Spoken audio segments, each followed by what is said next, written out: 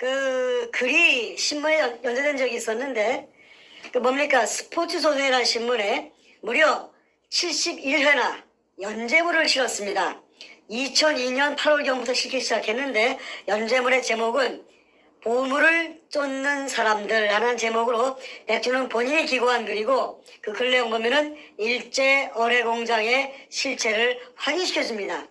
백주는 좀 약간 좀 전응아인 것 같아요. 본인의 증거를 수없이 만들어 놓고도 거짓말하고 우기는 이것은 약간 좀 그 IQ가 좀 의심이 됩니다.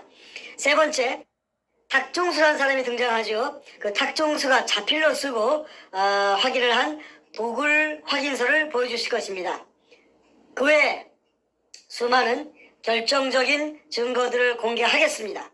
온 국민 앞에 백주름의 거짓말을 파헤치겠습니다. 자, 정 선생님. 예. 자, 편하게 말씀해 주십시오. 예. 네. 안녕하십니까.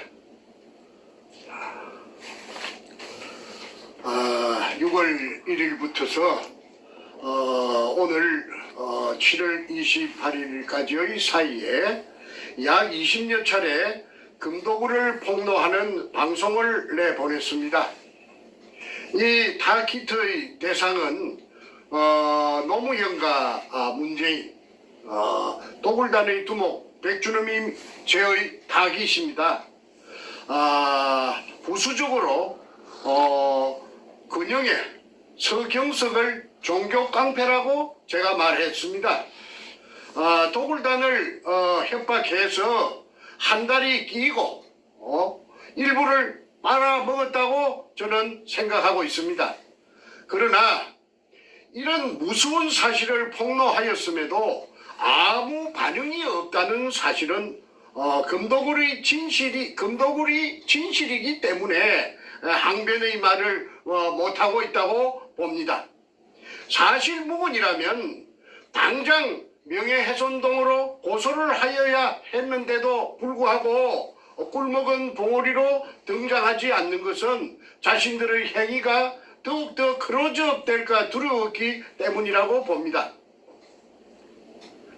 이러던 중에 도굴단의 두목 사이코패스 백주놈이 리버사이드 호텔 대연회장에서 반박 기자회견을 했습니다. 자기네들이 도둑놈이 아니라는 것이지요. 얼마나 돈이 많길래 특급 호텔 대연회장입니까? 이것 하나만 봐도 별 볼 일 없던 그들이 돈이 많이 죄여 있다는 상황을 짐작할 수가 있습니다.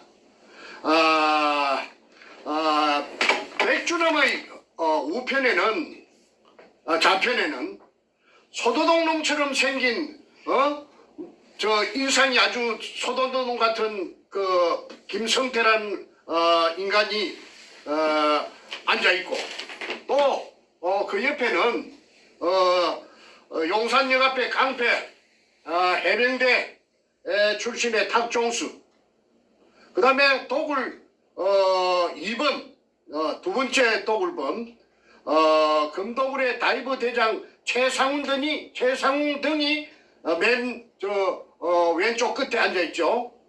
거짓말 향연을 펼쳤습니다. 참으로 간이 배밖에 나온 큰 도둑놈들의 뻔뻔한 모습이 아닐 수 없습니다. 20여 차례의 폭로 방송으로 압박이 오니까 압박 받은 것 같아요. 그래서 다급해지니까 발악을 하는 것 같습니다. 그만큼 위기 의식을 느끼고 있다고 해석합니다. 하기야 대통령을 둘이나 등에 업은 전대미문의 범죄단들이니 말할 나이가 없습니다. 이 세상에 어떤 도둑놈이 기자회견을 하여서 자신들의 금도둑질을 순순히 시인할 일은 만무합니다. 오늘은 이들이 얼마나 교활한 거짓말로 문자를 써서 교은영색 했는지 짚어보겠습니다. 그러니까 이들의 공통된 핵심은 자기네들이 문현동 1219-1번지에 그 제가 판 수직구 아래에 16m 아래에 수평굴이 죽어도 일본 의뢰공장의 한 가닥이 아니고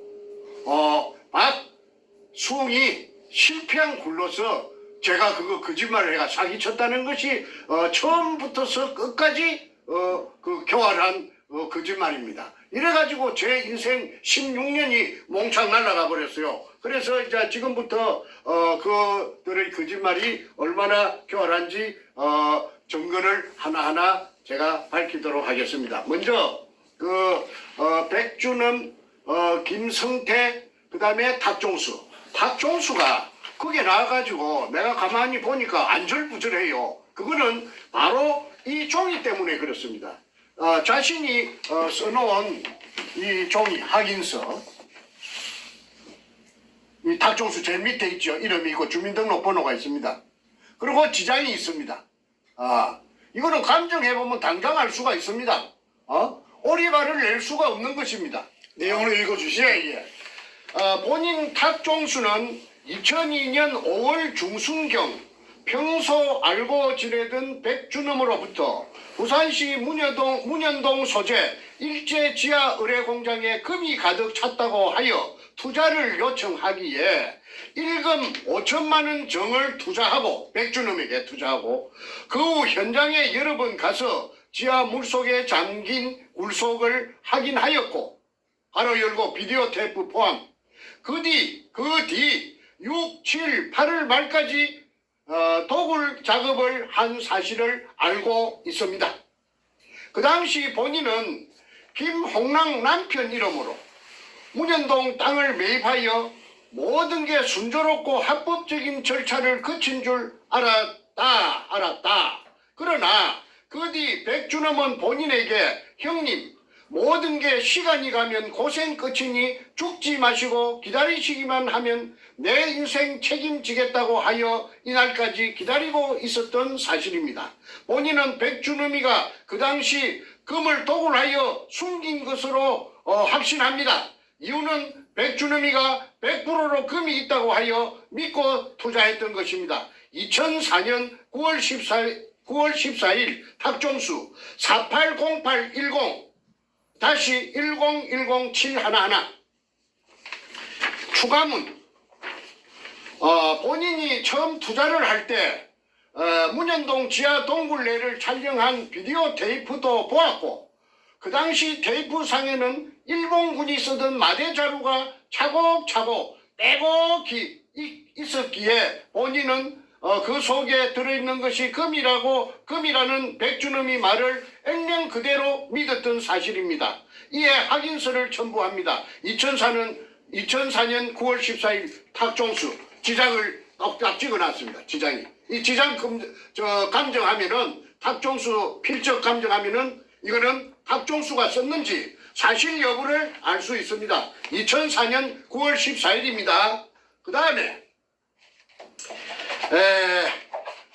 2002년 3월 2일날 제가 수직구를 뚫어놓고 4월 5일날 배신이 일어났다는 것을 제가 알았습니다. 김성태와 백준엄이 배신을 일으켰다는 사실을 제가 알게 되었지요. 그런데 2002년 배신이 일어났으면은 자기네들 주장대로 할 것 같으면은 사기당했다고 지하 수평굴이 박정희 대통령 이발사 박숭이 판 실패한 굴로 정충재가 사기쳤다고 할 것 같으면은 걸어서 끝입니다. 그 현장에 갈 필요도 없고 땅을 살 이유도 없습니다. 그런데 이 사람들이 땅을 샀어요. 땅을 살 돈이 없으니까 그 광주 전라남도 광주시 서구 지평동에 있는 김홍랑이라는 여자를 찾아가서 땅을 사게 만듭니다. 그래서 김홍랑이라는 여자와 그녀의 남편 공무원, 그 당시에 공무원 전남도청 새마을가장 그 박민수라는 사람이 그 부산 문현동에 와서 그 수직구 속에 그 카메라를 찍는 로봇을 내라 보내가지고 금포대, 즉 일본식 한자 이등충이 찍혀 있는 금포대가 재어 있는 것을 제3, 제4 확인하고 그 땅을 삽니다. 그러면 땅을 사기 전에 이제 금이 재어 있다는 것이 확인을 제3, 제4 했기 때문에 광주에 사는 사람들이 부산 문현동에 땅을 사는데 그때 지주가 두 사람이었어요.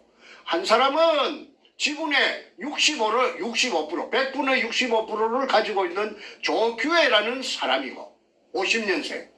다른 한 사람은 지분의 35%를 가지고 있는 100분의 35%를 가지고 있는 정문균이라는 60년생 남자입니다. 이 둘이 연합해가지고 대한항공으로부터 IMF가 오자 이 땅을 불화를 받았던 것입니다. 그때 불화받은 가격이 평당 80만 원씩이라고 합니다. 그런데 김홍랑이 급하게 살라고 하니까 그 땅을 살라고 하니까 평당 80만 원에 산 땅을 불과 몇 달 만에 200만 원씩에 김홍랑에게 팔았는데 한 사람은 정문균이는 100분의 35를 가지고 있는 정문균이는 자기는 안 팔겠다. 나는 금을 배당받겠다 해서 100분의 35를 고수했고 조규혜는 50년생 조규혜는 팔겠다. 그런데 지분 6.5%는 그렇게 제가 10%를 줬죠. 그 땅을 사용한 대가로서 금이 나오면은 일화를 줬습니다. 그걸 이제 그대로 변하지 않고 정문균이는 3.5%를 그대로 금 지분 3.5%를 고수했고 그 다음에 조규혜는 자기가 가진 땅 비율대로 가진 6.5%를 중에서 5%는 땅을 사가지고 새로 들어온 여자 김홍랑에게 5%는 양도하고 나머지 1%는 자기가 조규혜가 계속 지분을 고수하는 것이 요 도굴단의 금갈라묵은 서류에 나타납니다. 한번 확인해 보겠습니다. 정문균 여기 있습니다. 요 정문균 이거 쫙 비춰주세요. 정문균 3.5%. 잠깐만요. 정문균. 문균. 그 지장 초점이 찍어놓은 안 맞. 잠깐만요. 초점이 잘 안 맞는데. 그 3.5%가 잘 안 보일 거예요. 지장을 찍어놔서. 네, 저 정문균 보입니다. 예, 예. 좀 흐리지만 보이고 예, 정문균 그다음에 60년생, 60년 7월생 조규혜. 3.5% 있고 조규혜. 조규혜 50년 5월생 1.5%. 1.5%. 6.5에서 5를 갖다 김홍랑에 줬어요. 예, 조규호. 김홍랑이 5%입니다. 나왔습니까? 네, 나왔습니다. 김홍랑 5% 맞죠? 예. 그래서 이제 1219-1번지에 100분의 65의 지분을 중에서 6.5%의 금도굴 지분 중에서 5%를 김홍랑이 받고 들어왔습니다. 그러니까 조규혜는 1.5%를 남겨놨습니다. 그래서 그때 땅을 그 100분의 65를 살 적에 백준원과 김홍랑 간에 공정 계약을 했습니다. 그 계약서를 제가 지금 공개하겠습니다. 제가 일단은 한번 읽어보고 비샤트 드리도록 하겠습니다. 계약서 갑 성명 김홍랑 주민등록번호 530122 -2929410 주소 광주광역시 서구 지평동 1171-4 금호 쌍용 아파트 208동 1504호 을 백준엄 주민등록번호 5801-1046711 주소 서울특별시 중구 해연동 1가 147-23 여기가 저 남산 아파트입니다. 해연동 케이블카 타는 게 오래된 아파트 제가 있다고 말씀드렸죠. 지금은 이제 물론 좋은데 가서 이사 가서 삐까번쩍 살겠지만은 그때는 요 행편없는데 요 살았던 주소가 있습니다.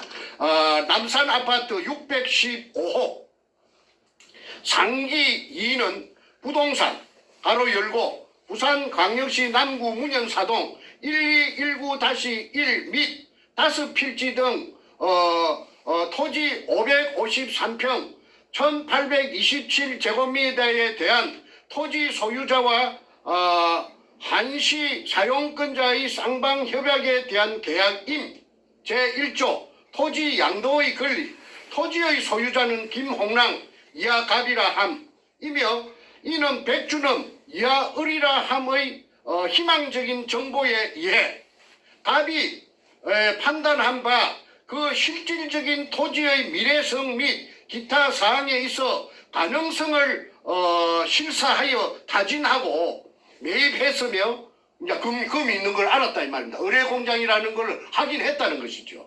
이에 갑은 한시적인 토지의 사용 권리를 오직 을에게만 제공한다. 금독을 하도록 을에게 백준엄이에게 금독을 하도록 자기가 산 땅을 제공한다. 제2조 의무 을은 갑의 토지 소유 토지를 매장물 발굴 및 발견 및 발굴 목적 외에 매장물 발견 및 발굴 목적 외에 그러니까 매장물이 목적입니다. 타인에게 임대하거나 기타 행위를 할 수가 없다.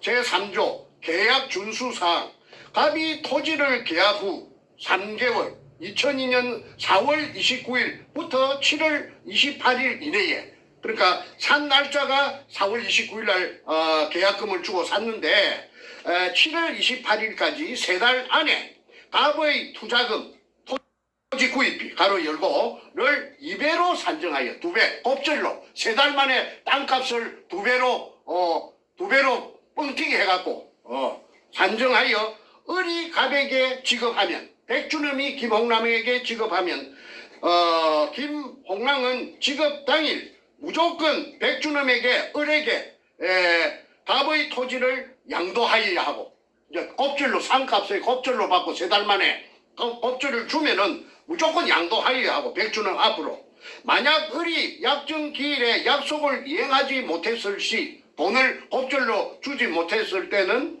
김홍랑은 토지의 소유권을 을에게 양도할 의무를 갖지 않는다. 돈을 안 줬으니까 당연하지요. 단 갑이 기존 토지 주인 조규혜와 아까 50년생 남자 땅 주인 조규혜와 계약한 계약서 내의 토지 금액과 각종 세금 및 기타를 포함하여 을이 갑에게 지급한다. 부대 비용을 소모된 비용을 백준엄이 모두 김홍랑에게 보전을 해준다. 제4조 토지의 형질 변경 을은 백준엄은 갑이 김홍랑이 소유한 토지에 매장물 발굴 작업을 위한 통로 및 발굴을 위한 필요한 기자재 등의 필요성에 의해 김홍랑에게 토지 사용 승낙을 받았으며 추후 출입구를 넓히거나 하는 등 기타 작업을 위해 일시적으로 토지를 형질 변경할 때 갑의 동의를 받지 않고 진행할 수 없으며 그러니까 땅 주인이 저 김홍랑인가 김홍랑의 동의를 받지 않고 할 수 없으며 발굴 공사가 완료되면 발굴 공사라는 것은 도굴 공사 금도굴 완료되면 을이 원상복구를 시켜야 한다. 백준엄이 원상복구를 시켜야 한다. 위에 투자되는 복구비는 백준엄의 부담으로 한다. 을의 부담으로 한다. 단 상기 조항은 갑에게 을이 토지 대금을 지불 그러니까 김홍랑에게 백준엄이 뻥튀기한 2배로 뻥튀기한 토지 대금을 지불 2002년 7월 28일 이내 하기 전까지의 약속이랍니다. 이 뭐 복잡합니다. 제5조 의무조항 을은 갑에게 백준엄은 김홍랑에게 기존 토지주들이 토지를 을의 작업에 방해가 되지 않는 범위 내에서 임대 사용함에 있어 월 265만 원의 토지 사용료를 수령 전달해 줄 의무를 가진다. 단 매장물 발굴이 매장물이라는 것은 땅 밑에 있는 거 아닙니까? 발굴이 본격화돼요. 35%의 토지주 및 임대자들이 그 이제 정몽준이를 말하는 것 같아요. 60년생 35% 지분이 있으니까 토지주 및 임대자들이 철수할 시에는 그 책임을 지지 않는다. 제6조 특약조항.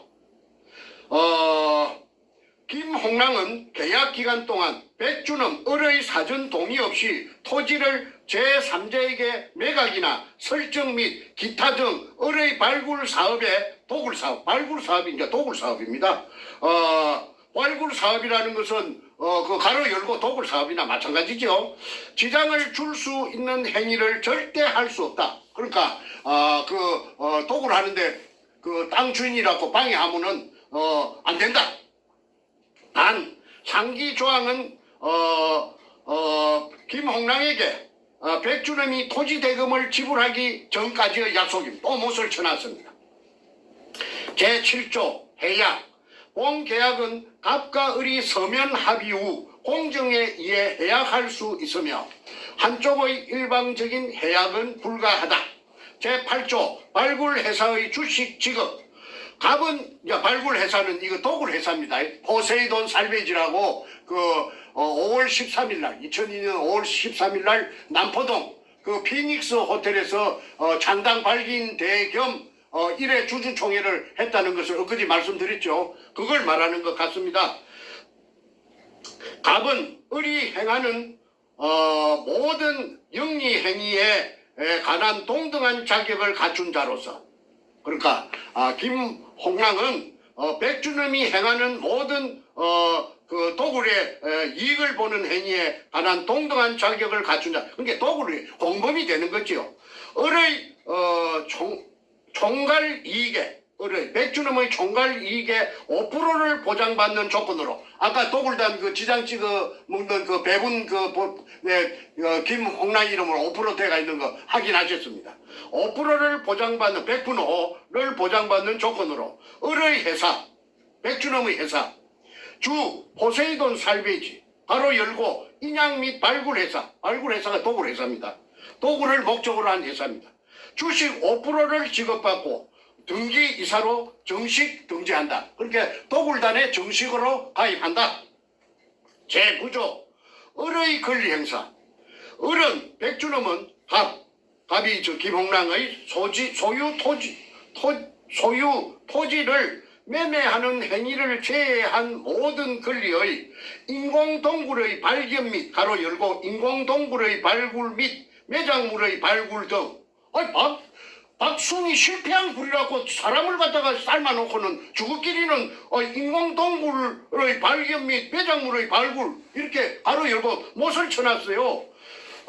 총 계약기간 가로 열고 1차 종료는 2003년 12월 31일까지로 한다. 그렇게 금이 얼마나 많아야 다음 해에 2003년 때 발견한 해가 2002년 3월 2일이니까 다음 1년 넘어가갖고 다음 해 연말까지 동안에 도굴을 하겠다고 하니까 그 금이 얼마나 많았는지 상상이 됩니다. 정부 및 제3자 등에게, 정부가 나오네요, 상기 권리를 행사할 수 있다. 정부가 나옵니다. 상기 조항은 갑이 을에게 토지 대금을 지불, 가로 열고 2002년 7월 28일 따블로 꽃배기로 주기 전까지의 약속임. 제10조 발굴회사 지분 대금.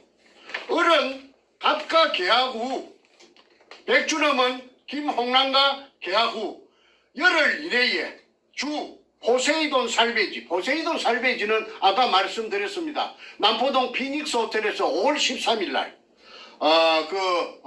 도굴 회사를 임시 주주총회를 하고 주주총회를 했다고 내가 아까 이야기. 그게 이제 도굴 범죄단입니다. 범죄단을 결성했다는 겁니다. 창업하여 회사 지분 5%를 갑에게 지불해야 한다. 다시 한번 100분의 5를 금도굴의 100분의 5의 지분을 김홍랑에게 준다. 못을 쳐놨네요. 제11조 갑은 을이 발굴함에 있어 김홍랑은 백준엄이 발굴함에 있어, 발굴이란 말은 도굴입니다, 추가 투자를 원하지 않는 것으로 한다. 제12조 을의 채무는, 백준엄의 채무는 갑에게 어떠한 영향을 미치지 않는다. 제13조 을이 백준엄입니다. 백준엄이 주 포세이돈 살베이지 법인 등록 시 상기 계약 내용을 성계한다. 제14조 분쟁 조정.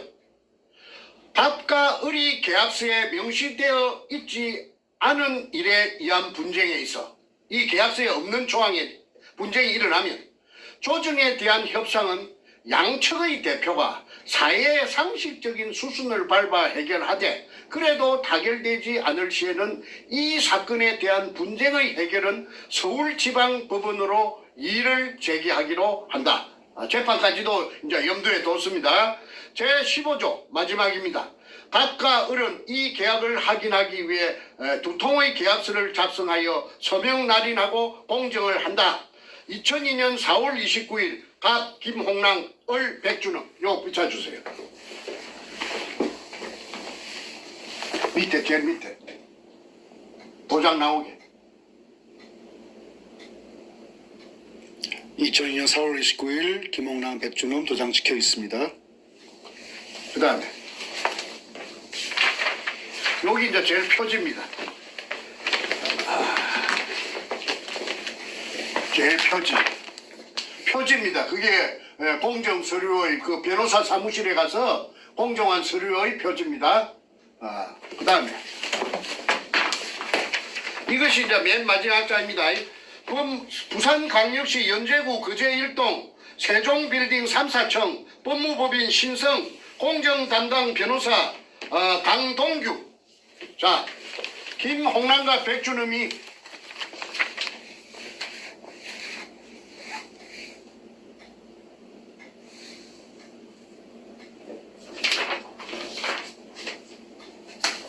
네, 됐습니다. 예, 이렇게 되어서 포세이돈 살베이지라는 도굴 회사를 만들고 저에게 제가 사기꾼이라고 그 한 사람들이 전부 다 그 도굴단의 그 멤버가 되었고 도굴 공범이 되었고 이제 다시 그 땅 주인 그 조규혜 정문균이 그 합류하고 그 다음에 광주의 여자 기공사 이 기공사가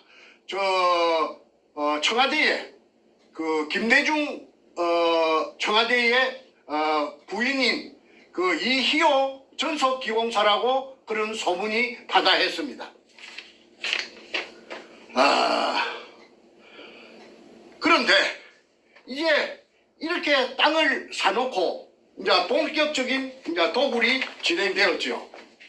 그래서 이제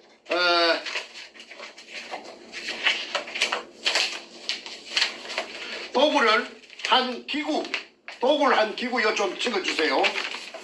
요 수직 상하 운반용 성강기입니다.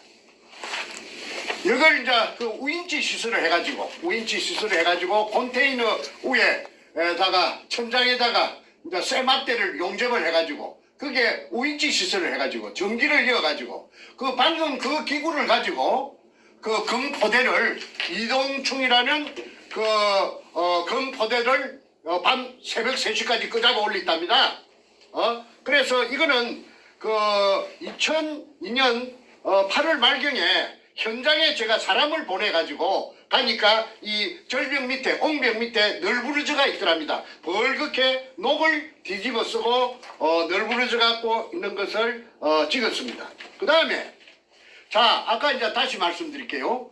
2002년 4월 5일 날 서울시청 후원에서 제가 배신이 일어난 줄 알았습니다.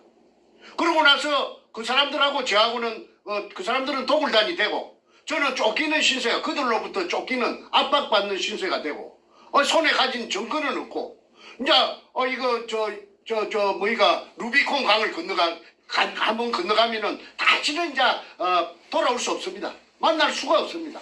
그런데 이제 이 땅도 사고 아까 4월 26일 날 땅도 4월 29일 날 땅도 사고 그 다음에 이제 5월 말부터서 제가 본격적으로 도굴이 진행되었다고 했습니다. 그런데 5월 말기에 도굴을 하려고 그러면은 고사를 지냅니다. 그럼 뭐 자동차 한 대를 사도 그 미신을 믿는 사람들은 새 자동차 앞에 놓고 도로에 가서 재물을 차려놓고 절을 하는 것을 우리가 길을 가다가 몇 번 심심찮게 보고 하는데 이 사람들도 예의가 아니라서 그 현장에 돼지 대가리를 제상 위에 차려놓고 수박을 따게 해놓고 경건한 마음에 꿇어 앉았는데 저 김성태 소도동 놈도 꿇어 앉아갖고 아주 무릎을 꿇어 앉아서 양손을 무릎에 얹고 그 옆에 검은 양복을 입고 대가리를 푹 받고 있는 놈이 사이코패스 백준엄이고 그 다음에 그들보다 한 줄 뒤에 혼자 앉아있는 여자가 서울 경찰청 차장 김기영이 캄보이하고 내려왔던 청와대 여성 담당 비서관 신필균입니다. 그리고 그 흰옷을 입고 서가 있는 그 여자가 이제 무당이고 무당이 이날 한 10명 왔답니다. 그 사진을 공개하겠습니다. 이 책에 이 황금 백합 작전 책에 다 올라 있어요.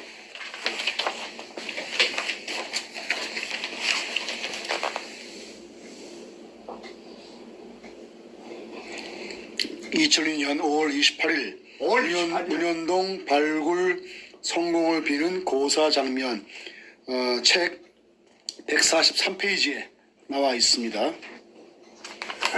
황금 백합 작전. 네. 자, 그 다음에 어,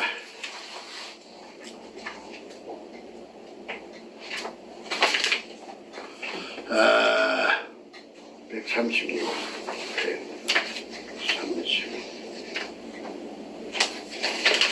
이 구멍을 제가 뚫은 구멍입니다. 이게 직경 60cm로 지하 안반층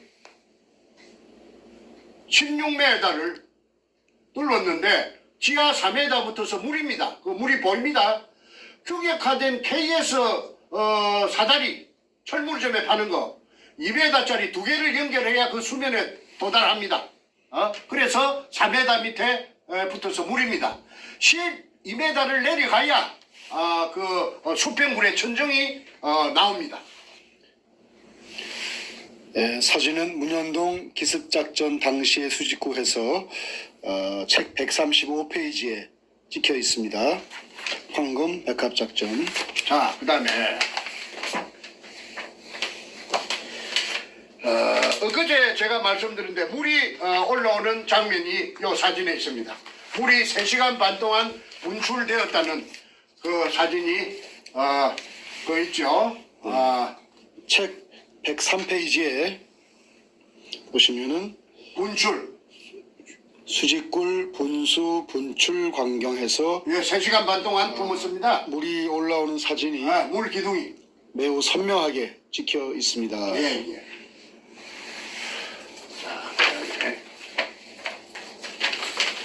이게 조선 총독부 45년 7월 3일 날 45년 7월 3일 날 그 땅이 조선 총독부로 등기 이전돼가 있는 토지대장, 외정대 토지대장입니다.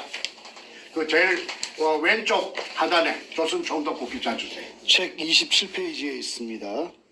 조선 총독부 토지대장입니다. 그 위에 아무 별 볼 일 없는 황무지나 다름없는 쓸데없는 땅에 왜 조선 총독부가 다음 달 8월 15일 날 그 폐망할 것인데 7월 그 급박한 시기에 7월 3일 날 부산항의 남쪽 자락 그 별 볼 일 없는 땅에 조선 총독부라고 등기 이전 해놨는가? 제가 거기에서 인생 16년을 그 담보 제피 갖고 날라가 버린 겁니다. 그 다음에 요거 좀 비춰주세요. 그 천명의 유골이 있다는 것은 경향신문에 그 기사가 났습니다. 그 기자가 제 말만 듣고 기사 써주겠습니까? 네 말이 옳다. 내 기사 쓸게 하는 그런 경우는 없습니다. 다 조사해보고 이거 사실이라고 믿으니까 그 경향신문 긴장신문에 그 대문짝만하게 아주 활자가 크게 그 축소해서 지금 했지 1천여 구의 그 유골이 있다는 사실을 그 경향신문에도 기사가 났는데 일회용으로 끝났어요. 무조건 일회용입니다. 예, 책 28페이지에 나옵니다. 28페이지에 이 경향신문 기사가 명시가 되어 있습니다. 그 다음에 요 토지 등기부 등본 한번 봐주십시오. 이 빨간 줄 끈 거 한번 비춰주세요.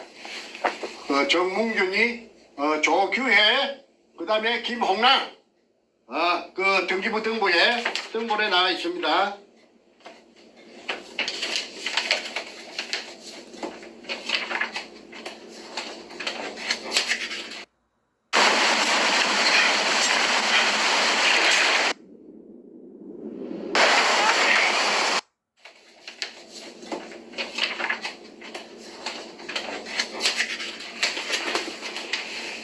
내용 좀 읽어주시죠.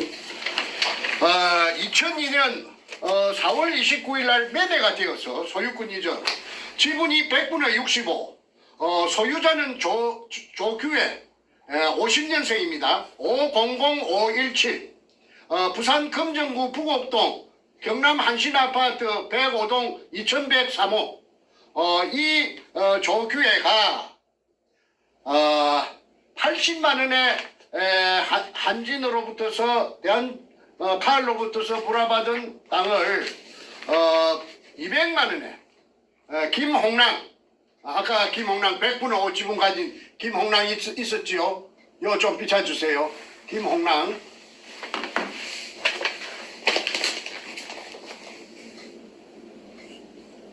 광주 서구 지평동 금호 아파트에 사는 여자 김홍랑에게 100분의 65를 200만 원씩에 팔았고, 그 다음에 정문규라는 60년생 이놈은 도굴의 금에 대해서 전설처럼 내려오는 금에 대해서 욕심이 발동했기 때문에 팔지 않고 금 지분을 이익 배당을 받겠다 해서 35%를 보수하고 이렇게 이제 포세이돈 살베이지라는 회사가 되었습니다. 그리고 여기서 참 재밌는 게 하나 있습니다. 제 동생이, 제가 5형제 중에 장남인데 제 둘째 동생이 정간재라고 53년생이 있어요. 벤티. 그런데 그 정간재가 아무 상관도 없습니다. 그 운현동 땅하고 아무 상관도 없고 금도굴하고 아무 상관도 없는 정간재를 끌어들여 가지고 정간재를 꼬시기 위해서 지불각서를 써줍니다. 아마 현찰이 없었으니까 앞으로 주겠다는 약속으로서 김성태가 자필로서 써준 지불각서가 저에게 있습니다. 그러니까 이게 정간재에게, 맨 밑에 정간재에게 일금 1,000만 원을, 일금 1,000만 원. 그런데 김성태도 금융불량자고 정간재도 금융불량자인데 금융불량자 둘이끼리, 신용불량자 둘이끼리 1,000만 원을 주겠다고 지불각서를 써줍니다. 제가 읽어드리겠습니다. 지불각서 일금 1천만 원. 위 금액을 주 포세이돈 살베지의 본인 지분이 매각되면 지불할 것을 각서함. 단 회사의 이게 뭐라 씁니까? 발전과 본인의 업무와 체면 협조하는 조건임. 2002년 5월 24일 김성태조에게, 그리고 이제 책에는 가명으로 해야 되기 때문에 김성준으로 되어 있습니다만은 책 138페이지에 나와 있습니다. 자필입니다. 김성태. 자, 그래서 이것이 2002년 5월 24일 날 아무 상관없는 정간재에게 김성태가 무슨 본인 지분이 매각되면 포세이돈 살베이지는 그 도굴 회사인데 도굴 회사에 그냥 자기가 돈이 없으니까 지분이 매각되면 지불할 것을 각서한다. 단 회사의 발전과 본인 전무랍니다. 전무. 포세이돈 살베이지의 전무의 업무와 체면에 그게 도굴한다고 떠들고 다니지 말라. 입 다물는 조건으로서 1,000만 원 니한테 줄게. 언제까지 주느냐? 매각되면, 지분이 매각되면 내일이라도 준다. 4월 5일 날 배신이 일어났는데 5월 24일 날 내 친동생 내 밑에 포장 밑에 정간재에게 1,000만 원을 준다는 지불각서를 써놓은 것이 무엇을 의미하는지. 금이 없는데 이따위 짓을 하겠습니까? 그 교활한 놈이. 그리고 이제 이제 제가 그 무렵에 대한항공으로 달려갔어요. 왜? 대한항공에서 불화를 받았기 때문에.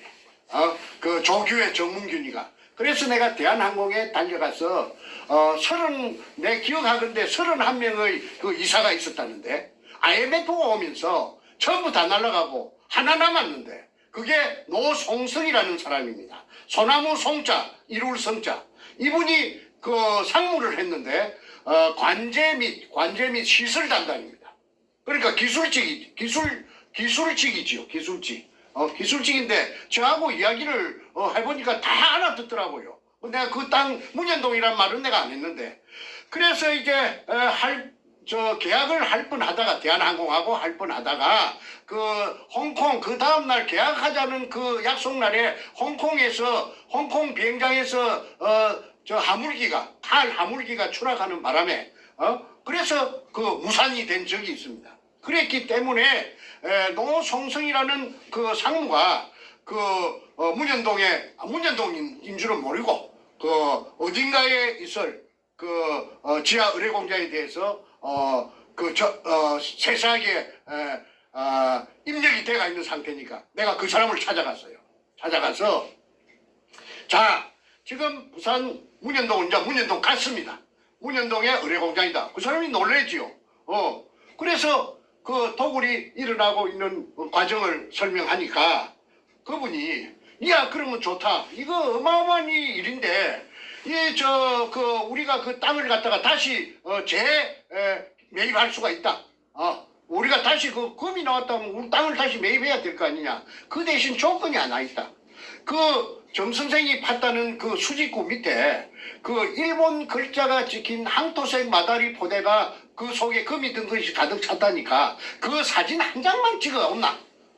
그 한 장만 찍어 오면은 그래야 내가 회장한테 양호 회장한테 보고를 할 때 당신 뭘 믿고 그래요 하면 그 사진을 청내에 부여야 일사천리로 될 거 아니냐. 그래서 이제 제가 알았다 하고는 사진을 이제 찍기로 결심하고 수중 촬영을 전문적으로 하는 회사를 하나 찾아내 가지고 경기도 일산에서 그래가지고 1톤짜리 추력에 자체 발전기가 있고 자동 카메라가 다 있는 그 차가 부산으로 현장에서 그 거창기업 그 앞에서 12시에 자정에 만나기로 했습니다. 그리고 왔더라고요. 그래서 이제 사전에 준비한 고압가스 절단기로 형식적으로 걸어놓은 그 대문에 그때부터 그놈들이 대문에 걸어놨습니다. 잠가놨습니다. 그걸 그만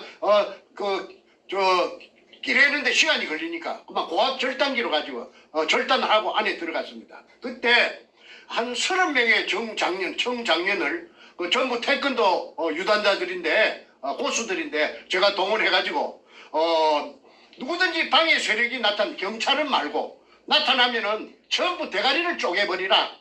내가 책임지겠다. 도굴단이 나타날 거니까 일전을 불사하고 전쟁을 불사하고 그게 들어갔습니다. 그래서 그 컨테이너 덮어 씌워놓은 컨테이너도 그냥 문이 잠겨가 있으니까 소불할 만한 그 자물통을 채워놨더라고. 그래서 그것도 고압가스불로 그만 찢어가지고 문짝을 파쇄해서 드러내고 들어갔더니 아니 그게 완전히 그 수직구 뚜껑을 1cm 간격으로 보드나트로 쫙 쪼아놓고 그 벽에는 잠수옷이 고무 잠수옷 검은 고무로 만든 잠수옷에 물이 덜 말라갖고 전기불에 번쩍번쩍 하더라고요. 그걸 그 도굴단의 일원으로 그게 따라갔던 제 동생 정간제가 100분의 1로 받고 따라갔는데 그 같이 갔던 산청에 정재호라는 정간제 친구가 있습니다.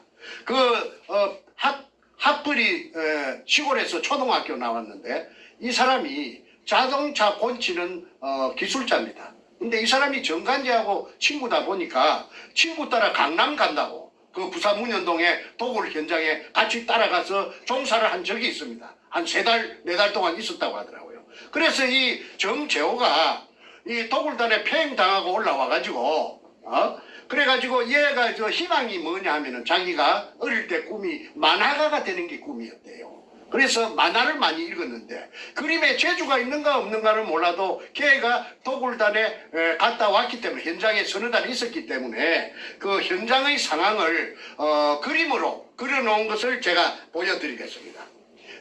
이 좀 비춰주십시오. 요 네모 안은 컨테이너 덮어 씌운 컨테이너 아닙니다. 네 진심이 못돼 암흑 같아 가정했던 사실 속 네 모습이 다 똑같아 이번엔 다를 거라 했어 요 네모 안은 컨테이너 덮어 씌운 컨테이너 아닙니다.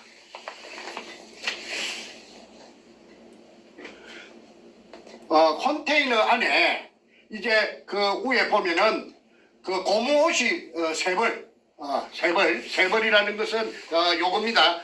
저 잠수복이 세 벌, 언제든지 세 벌 걸려 있었대요. 그 다음에 이 탁자가 있고 이 제가 판 구멍은 요 새까만 점 요기 제가 판 구멍입니다. 이 구멍을 덮어놨어요. 그 다음에 이 뭐 배터리도 있고 공구통도 있고 식탁 및 의자도 있고 우인치 시술도 있고 엘리베이터 발판 우인치용 스테인리스 호이스트 전기 작업선 에어호스 직경 1.5cm 기계 발전기 기계 양수기 그 다음에 컴프레셔 그 다음에 양수용 셋파이프 길이가 1.5m 그 다음에 직경이 15cm 그 다음에 사람은 다이버는 그 좁은 직경 60cm한테 구멍에 내려갈 때는 이렇게 내려갔답니다. 발판만 있고 쇠몽디가 있는 요걸 타고 이렇게 다이버는 오르내리고 그 다음에 아까 그 검을 갖다가 인양할 때 그 사진 보셨죠? 그 수직 상하 운반용 성강기 이걸로서 검을 독을 하고 그 다음에 사람이 또 다이버가 올라올 때는 또 그 쇠막대 같은 그 발판만 있는 걸 타고 올라왔다고 정보를 제공해줘서 저는 그 산청에 경상도 지리산 밑에 앉아 있어도 이 도굴단들이 돌아가는 것을 다 알 수가 있었습니다. 자, 그런데 이 어느 날 이제 아까 대한항공 이제 부산지사 대한항공 지사의 책임자하고 그 밑에 또 부주임하고 그 한 서너 명이 아까 발전기 내려갔을 적에 왔습니다. 그래서 이제 발전기가 카메라를 이제 돌려가지고 이제 물 속에 고압 전기 절단기를 갖고 뚜껑을 보드나트 풀 시간이 없으니까 옆구리를 쭉 찢으니까 그냥 촛농 녹듯이 해서 따까리를 떼내고 그냥 잠수를 해서 이제 물 속에 들어갑니다. 물이 얼마나 맑은지 먼지 하나 없었습니다. 그래서 그때 들어가다가 12.58m에서 그러니까 16m 내려가야 되는데 12.58m에서 장애물이 나타났어요. 그 장애물이 나타난 시간이 이 날짜가 2002년 4월 27일이고 장애물이 나타난 시간이 새벽 1시 32분 59초입니다. 요 찍기가 있습니다. 요 시간하고 요 숫자가 찍기가 있죠. 네, 책 136페이지에 나와 있습니다. 보면은 수직구속 수심 12.58m에서 정지된 촬영 화면 해가지고 숫자가 있는데 이게 숫자는 이게 020427 나와. 이게 날짜입니까? 내가 불러줄게. 그거 좀 불러주세요. 그게 이제 뭐냐면 아까 주세요. 2002년 4월 27일 위에 거는 날짜고 그 밑에 01은 새벽 1시 32분 59초에 12.58m에서 카메라가 삥 장애물 나타나니까 삥 돌아갖고 비춰갖고 낸 것이 아까 여기서 말한 직경 15cm 양수용 물로 퍼내는 양수용 쇠파이프 서로서로 돌려가 연결해가지고 쇠파이프 길이가 1.5m짜리 길이가 요게 세 개가 요게 나타나가지고 그날 촬영이 실패를 했습니다. 그러니까 이등충이라는 그 포대를 찍는 카메라도 못 내려오고 그 다음에 밤중에 절단하고 사람도 다이버도 못 내려오게 미리 이 쇠파이프 1.5m 길이의 쇠파이프 양수용 쇠파이프 직경 15cm짜리 3개를 쇠 줄로 연결해가지고 이렇게 이 배터리 장애물 설치를 해놨습니다. 자, 그 보여주실 때 이 초점을 얼굴에 맞췄기 때문에 카메라가 너무 앞으로 오면 안 보인답니다. 그러니까 그 보여주신 자료를 얼굴 옆에다 보여주시면 좋아요. 이쪽으로 얼굴 옆으로. 예. 짝파가 눌러보면 이제 예. 초점이 맞습니다. 예. 네, 좋습니다. 예.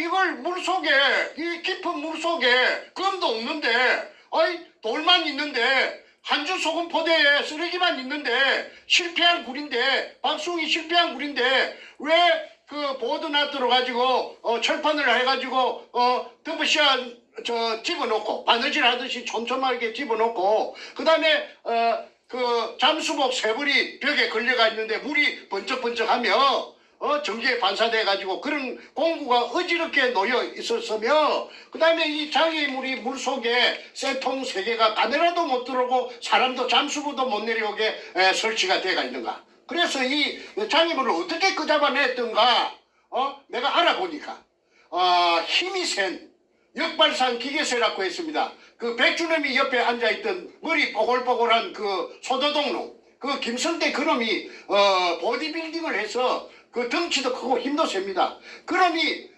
지남철판을 가지고 지남철판이 큰 지남철판에다가 줄을 연결해 가지고 그걸 집어이어 가지고 이걸 이 쇠로 만든 거니까 이게 그 지남철판에 척그덕 붙으면은 막 두 놈 세 놈이 엉겨 붙어 가지고 이걸 끄잡아 올리는 것을 그 정재호도 보고 정간제도 봤다고 정언을 해서 이 용도가 자기네들이 저녁에 자러 가면은 독을 마치고 자러 가면은 이게 아무도 못 들어오게 말하자면 자물쇠 역할 자물통 역할을 하기 위해서 불안하니까 이렇게 해놨는데 금이 있었기 때문에 이런 신경을 써가지고 이중 삼중으로 그러니까 아까 처음에 정문에 쇠문에 고압 전선을 가스 고압기로 절단했고 그 다음에 컨테이너 출입문 절단했고 그 다음에 세 번째 아까 수직구 위에 철판으로 집어넣은 거 보드나토 집어넣은 거 세 번째 그 다음에 네 번째 그러면 4중입니다. 1중, 2중, 3중, 4중 안전장치를 해놨습니다. 그래서 그날 그 이등충 포대만 그만 사진으로 찍었다 하면은 그만 게임이 세트됐을 건데 이 교활한 놈들이 그렇게 철저하게 해놨으니까 그걸 못 찍어서 그 대한항공하고의 그 관계가 끝이 날 수밖에 없었습니다. 항상 이런 식으로 그 해결될 듯 문 앞에 가서 그냥 다시 돌아서고 그런데 제 혼자 힘은 없습니다. 개인의 힘은 미약합니다. 그러니까 제가 그놈들은 그 김홍란이라는 그 여자가 땅도 사주고 그 위에 또 투자한 사람들이 많지요. 그 투자한 사람들이 많으니까 돈의 힘으로 가지고 또 세력 그 여럿이 힘으로 독을 단 있으니까 그러니까 내가 아무리 날고 기는 재주를 가지고 있다고 해도 제가 인부족 세부족으로 당할 수밖에 없었습니다. 그러던 차에 재밌는 게 하나 제 손에 들어왔어요. 이 백준엄이라는 이 사이코패스가 여의도 고등학교 출신이고 대학은 문턱도 못 밟아놓은 놈이라고 했습니다. 그런데 이 자가 어떤 장가를 사방팔방에 헤매다 보니까 아주 오래된 그 잡지를 한 권 구입했어요. 그 잡지가 학언이라는 잡지인데 학언. 그 연세가 한 60 이상 되는 분들은 그 학언이라는 잡지를 갖다가 기억하실 것입니다. 그 학언에 그 고등학교 3학년 때 이 백준엄이라는 이 사이코패스가 그 63빌딩 63빌딩 63층이란 말인데 그 꼭대기에 올라가면은 밑에는 그 바람을 느끼지 못해도 그 꼭대기에 올라가면은 해오리 바람이 불 때도 있고 돌개 바람이 불 때도 있고 그 바람이 세차답니다. 저는 그거 못 올라가 봤어요. 그런데 이놈이 그 기구를 차고 새 날개 같은 거 이런 걸 지가 만들어 가지고 그 올라가서 뛰어내렸어요. 63층에서 그래가지고 성공을 해서 새거치 날라다니는 새같이 무사히 그 땅바닥에 안착을 했기 때문에 그 표지 모델로서 백주름이 나왔다는 것을 제가 알았어요. 그래서 이놈이 그 학원사에서는 이놈을 소개하기로 조인, 새조자, 조인, 새사랑. 그래서 이놈이 아주 가벼워요. 내가 들어가지고 다리를 걸어가지고 그 방 안으로 집어 던지니까 탁 날아갈 정도로 아주 가벼워요. 그 뼛속이 새처럼 비어있는 그런 인간 같다고 제가 표현하고 싶습니다. 그런데 이렇게 63층이나 되는 그 높은 데서 얄궂은 기구를 차고 뛰어내릴 정도 된다면은 이놈의 성품은 뭐냐면은 스릴이가 스스펜스를 즐기는 놈입니다. 그래서 항공스포츠연합회 회장을 갖다가 30년 40년 동안 하면서 죽은 노무현하고 같이 동호인으로서 동락했다고 앞전에 말했지 않습니까? 그러니까 스릴과 스스펜스를 즐긴다는 것은 뭘 의미하느냐? 그거는 이 하나의 게임으로 이 도굴이라는 이런 큰 범죄도 게임으로 생각한다는 것이지요. 그러면은 전에 제가 한번 말씀드린 보통 사람 뇌하고 틀려가지고 이 대뇌에서 뇌하 수체가 어떤 호르몬이 나오는데 즐긴다라는 말은 짜릿짜릿한 아슬아슬한 쾌감을 즐긴다는 것입니다. 그러니까 자기는 이 부산 문현동을 게임으로 생각하고 이게 즐겼던 것입니다. 그리고 정충제도 가당찮게 빡세니까. 그러니까 정충제를 제압하기 위해서 노무현을 끌어들여가지고 노무현 청와대 당시에 참여정부 청와대를 갖다가 뒷배경으로 삼은 것이 아니고 무엇이겠습니까? 그런데 이자가 미처 도굴이 1차 도굴이 5월 말부터서 2002년 5월 말부터서 6, 7, 8월 말까지 진행되었다고 탁종수가 어제 자기 확인서에서 설명했습니다. 여기서 정명했고